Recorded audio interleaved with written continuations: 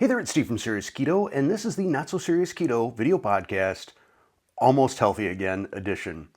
It's been kind of a weird couple of weeks in terms of video releases and stuff. So a couple of weeks ago, I started doing all the Black Friday sales videos. I'll come back to that in a minute. And then I was sick for the better part of a week and a half. And I'll come back to that as well. But hopefully now I'll be back on sort of my regular schedule of video releases, at least until Christmas, New Year's, and then we'll get back into it in the New Year's. But so first, apologies if I occasionally clear my throat or sniffle. I'm not back to 100% again. But before we talk about that, let's go back in time just a little bit further to the Black Friday videos. So I don't love doing those videos. Although they're not promos and I don't feel like a sellout because they're all products that I myself use and I just want to share with you that they are on sale, having, I don't know, I think I had 4 of them over the course of about a week, it feels a little too much. But fortunately, we're past that, and if I didn't do those videos, honestly, I don't know that this channel would be a viable thing financially. So it's very important that I get that occasional little squirt of income. But we're past that now, and we're going to get back to just regular videos, the review videos, and occasionally if there's a sale, I'll let you know. Now, what was the other? Oh, I said sickness. So Thanksgiving, Courtney, I'm not throwing her under the bus, but I think she was patient zero. She was a little bit sick when she came over on Thanksgiving, and subsequent to Thanksgiving, pretty much starting Saturday, everybody was sick. Everybody in my family was sick. And I had it pretty bad. Courtney had it the worst, though. She wound up finding out that she had Epstein-Barr virus, which I guess is a close cousin to having mono. Super sick. She's on the mend. We're all on the mend. I think I'm one of the stragglers. Courtney's one of the stragglers on all this, but I'm almost back to normal. Now, regarding Thanksgiving, I had kind of talked before Thanksgiving about what I was going to be preparing, and fortunately, this year, well, actually, pretty much everything post-COVID has been smaller get-togethers. So back pre-COVID, we used to have generally about 22 people, I think it was. It was always over 20, 22 to 23 people over for Thanksgiving. And I was prepping food for everyone. And that's no way to live. I mean, I was generally starting about the Tuesday before and just making sure that everything was prepared. I really didn't have any fun at all on those Thanksgivings. Everybody else is, playing pool or shooting darts or playing video games or board games or something. And I'm just in the kitchen the whole time, not digging it. So I've kind of worked my way to the point where I'm just in charge of protein because I know that's the main thing I'm going to eat. I'm not going to be having stuffing or mashed potatoes or any sort of desserts or anything like that. So as I said before Thanksgiving, I was making a prime rib roast that we got. And I cooked, well, so this is going to be sort of lessons learned I'm sharing with you in case you ever decide to do some of these things. The prime rib roast, I cooked it sous vide for 36 hours, rare, and then finished it sort of a combination on my Blackstone griddle, and then I've got the sous vide searing blowtorch, which I've done reviews of. Oh, I've done one review of. It's kind of funny if you're interested in watching. I'll link to it in the end card. Though I would not recommend you buy one because they are overpriced, and you can go to some sort of like a farm and fleet type of store and probably get a weed removal torch. It's like a big blowtorch hooked to a propane tank, and you can burn away weeds for a fraction of the cost. So anyhow, I made that prime rib, and it was good, but I don't think it benefited at all from cooking sous vide. Unlike a chuck roast or a beef arm shoulder roast, you do that sous vide for 30 to 36 hours and then sear it, and it is just mind-blowing, melt in your mouth. However, with the leftover prime rib, I kind of chopped that up and made some keto beef enchiladas it would have been the subsequent Monday, and those were wonderful. But long story short, I guess it's too late for that, but don't ever think that you need to cook a prime rib sous vide. The other thing that we did is we got 4 Cornish hens. They were pre-smoked Cornish hens. They were kind of par cooked. I think it was a low temperature smoking. We got them from, I think it was called Burgers Smokehouse. It's an online thing, kind of like this Kansas City Steaks or Omaha Steaks or any of those online meat companies. That was an extreme letdown. I never going to do that again. From now on, if I'm smoking or going to serve something that's smoked, I'm smoking it myself. I had one bite, and I'm like, nah, not doing it for me. And then I also made my lobster bisque, which in the previous podcast when I talked about making lobster bisque, I'd forgotten that I had a recipe video for that, which I will also link to in the end card in case you want to make that for Christmas or New Year's or something. That was great. It was my best ever lobster bisque. I had to do a triple batch because I was serving 8 people or 9 people rather than the 4 that the recipe is for, and I knew that everyone was going to eat more. The 2 things that I did that were slightly different from my original recipe is I did use more of the umami, or is it taste number 5 or umami number 5? It's this heavily umami tomato paste that comes in a tube. I'll see if it's out on Amazon, and if so, I'll link to it down in the description below. It is a secret weapon that is absolutely great. Anything that's got sort of a tomatoey or beefy, it works with pretty much any protein. Seafood, chicken, beef. Unlike my umami beef powder recipe, this works just fine with seafood. So I added almost half a tube of that across the 3 batches. And that was great. And then I realized, kind of not so much keto, I put 1 tablespoon of turbinado sugar into it. And I mean, it works out to just over 1 gram of carbs per serving.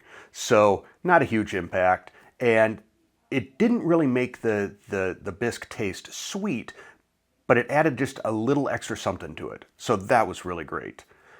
Anyhow, Thanksgiving, kind of glad that it's done, because still, even working on that, I didn't get to enjoy the day as much as I would have liked. But it is far better than it used to be back when we had 22, 23 people over.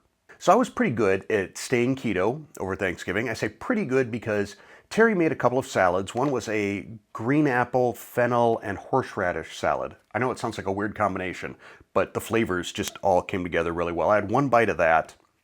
And then she made a tomato and onion salad. It was I think a Turkish tomato and onion salad that was just spectacular. Thing is, it has pomegranate molasses in it. So only 1 bite of that. Both were yummy. And then I had 2 bites of blueberry pie for dessert. So not enough to kick me out of ketosis. I don't even think my blood sugar moved significantly as a result of all that. Probably because I was packing in all that other protein and fat in there. But that was Thanksgiving. Now, one other semi-Thanksgiving topic. The Monday before Thanksgiving, I went to Costco.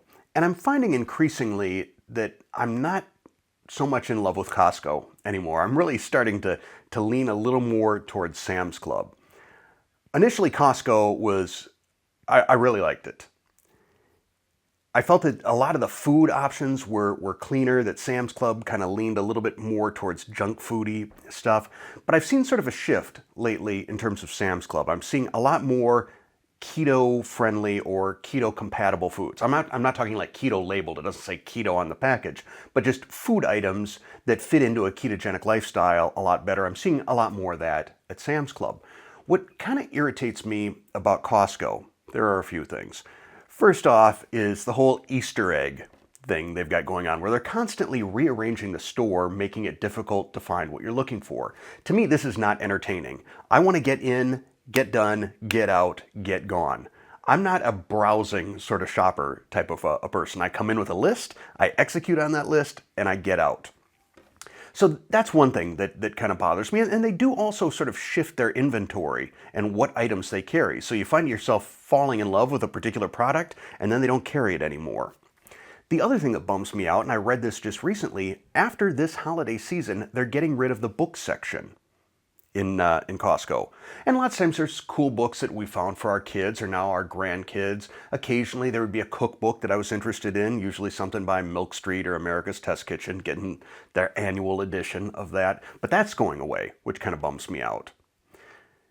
The other things, I don't know if they're specific to my Costco. You can let me know if you've experienced this, but I find that the majority of Costco shoppers, at least at my Costco, fall into one of 2 categories, which is either really old, really slow, really no concern about anybody around them. They'll go right down the center of the aisle at a pace like a snail's pace. It's like a tree sloth moving. And then they'll walk over to a product on the shelf, look at it, look at it, look at it, put it back. Walk to the next product, lather, rinse, repeat. And for me, when I'm kind of on a mission, I'm polite. I'm not running anybody over, but I want to kind of get in and get out, like I said. Which brings me to the other category, which is sort of me taken to about 500%, which is the person that really is trying to make an absolute speed run through Costco, doesn't care about anybody else, will cut you off in an instant, never smiles. I always try and smile, and if I make eye contact with someone, I'll give them a nod or a good morning or something like that. That's sort of the way I am. But these people, no, that's not how they roll. And what exacerbates things is it seems like every end cap at Costco is set at about 6 feet, maybe a little bit higher. I'm 5'9", which means every time I exit an aisle to kind of loop around and come back into the next aisle, it is a blind corner. And there's always someone you're almost going to run into. And I think the final thing is, and again, I don't know if this is all Costco's. I know I went to the Costco in Maui, which I think it's the busiest Costco on planet Earth. But it's so well run. I mean, there's all of these checkout lanes. I don't know how many checkout lanes were in Maui, but every one of them has somebody working them and somebody helping load your cart, sometimes unloading your cart as well. Super duper efficient. My Costco, it doesn't matter how long the lines are. There's probably 18 checkouts, and usually there's only 2, maybe 3 in use.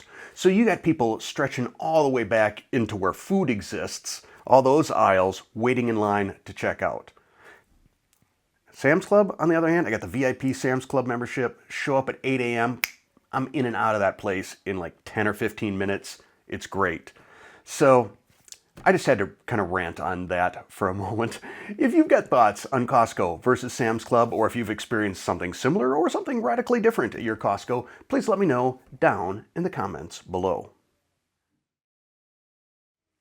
For the second half of this video, I had written down a handful of topics, and one of them that I wrote down I think is going to take up a lot of time. So I'm probably going to save that for the next podcast, and it really involves healthcare in the United States and the difference between how different types of healthcare providers are compensated and how it drives the way they treat their patients, essentially. But I haven't totally fleshed this out in my brain yet, and I think it's going to be sort of a lengthy topic, but hopefully an interesting one. So that will be coming up in the next podcast. For the second half of this podcast, it's going to kind of shift away a little bit, well, a lot, I guess, from nutrition, just sort of what's going on with me. And the first thing is kind of spooky. I don't know how much Google knows about me, but I suspect it's everything, including what goes on in my brain. So here's an example. I have this book, The Intellectual Devotional. This is one of like 5 different versions. So every day, kind of like a prayer devotional, but it's an intellectual devotional, there'll be a topic. This is the Modern Culture edition. So basically, if you read through one of these, you're going to get pretty good at Jeopardy or Trivial Pursuit. So each day of the week, there's a different topic. So there's personalities, literature, music, film, ideas and trends, sports, and pop. Now there's different ones. There's world history, there's U.S. history. I forget which ones I have, but like I said, this one is modern culture. And last Wednesday, the topic was Bob Dylan. Now I don't listen to Bob Dylan, not because I dislike Dylan. I neither dislike him nor like him. I'm completely ambivalent. I would probably recognize a handful of songs by him, but if you ask me to name as many Bob Dylan songs as I possibly can, I think I would name Like a Rolling Stone. That's it. Anyhow, I read that to myself in my own brain, not out loud. I have never watched a Bob Dylan video. I have never searched for Bob Dylan on Google. I have never searched for it on my Amazon Echo. Yet, the day after reading that little one-page chapter or snippet, in my Google News feed, there were 3 separate instances of articles about Bob Dylan. Uncanny. Anyhow, it's things like that that sometimes make me wonder if we're living in a simulation or if, yeah, we're all plugged into some big machine at Google or Alphabet or whatever. But yeah, that was really strange. Another thing that happened, and this is not at all Google related, it's I was going to bed. I had gone to bed, and this would have been last Thursday night. So I had gone to bed. Usually Terry, that's the night Colton sleeps over. So Terry's usually reading to him in bed, in his bed, and lots of times she'll just wind up falling asleep. They both fall asleep in there. So they're asleep in there. I'm asleep in my bed. Terry's in my bed, I guess. But on Thursday nights, it's my bed. And I'd fallen asleep probably around 10, yeah, I'll say 10. At 11, I'm woken up to the sound of quacking. So I'm hearing this, that's the best I can do. That sounds more like Donald Duck than a real duck. But I hear this sound. And when you're woken up by the sound of ducks, it's disorienting. I'm like, what is that? Are there ducks in here? Where are they? And I'm looking on the floor and I'm trying to follow the noise in the dark. And the iPad, a former iPad of mine that I gave to Colton, with, educational games and things like that on it, he had set the alarm for that night at 11 p.m. to duck noises. Anyhow, the next morning, I asked him, I said, hey, Colton, by any chance, did you set an alarm last night for 11 p.m. with duck noises? And he kind of looked down. He said, I'm sorry. I said, no, dude, don't be sorry. That was a great practical joke. In hindsight, very funny, very clever. But don't do that again because Grandpa likes his sleep. And he said, well, actually, it was Floppy's idea. Floppy is his stuffed rabbit. I said, oh, well, then you can tell Floppy that was pretty clever. But also tell Floppy, don't do that again. Time to move on to a different joke. But yeah, that kid for a 5-year-old, pretty clever. I'm just going to do one more topic today because already I feel like the sickness is sort of starting to creep back in. I'm starting to get a little bit sweaty and some chills here. Very often, people will send me videos or say, you ought to watch such and such a video. And some of these videos are short. They're generally cooking, sometimes keto related. But some are like crazy long. And regardless, I tend to not watch them. And I've explained this numerous times. This is sort of, because this is my job, I don't necessarily want to do something related to my job outside of my job. For example, I like making spreadsheets in Excel. That doesn't mean I necessarily want to watch like videos on Excel spreadsheets. Anyhow, what I do like watching, I've discovered, are videos of beavers. So beavers eating is pretty much the most heart-melting, wonderful, cute stuff. You can be as angry as you've ever been and watch a picture or watch a video of 2 beavers sitting side by side eating cabbage leaves or sweet potato slices or getting a tummy rub. And it's hard to stay angry. And if you're already in a pretty good mood and you watch a beaver eating food video, you're going to be in a really great mood. Super fun. I could watch those all day long. That doesn't mean you should send me any because now that I've watched one, YouTube puts them in my feed every single day. But if you're looking for a little mood boost, just do a search on YouTube for beavers eating. But that is going to be it for this video. We're going to get back on schedule this week. I have a review video coming up on Wednesday that is one that has been requested quite a bit. And finally, I've decided to work up enough energy. Hopefully, I'll have enough energy to film it later today. Stay tuned for that. And with that, I'll say once again, thanks for watching, thanks for listening, and thanks for watching.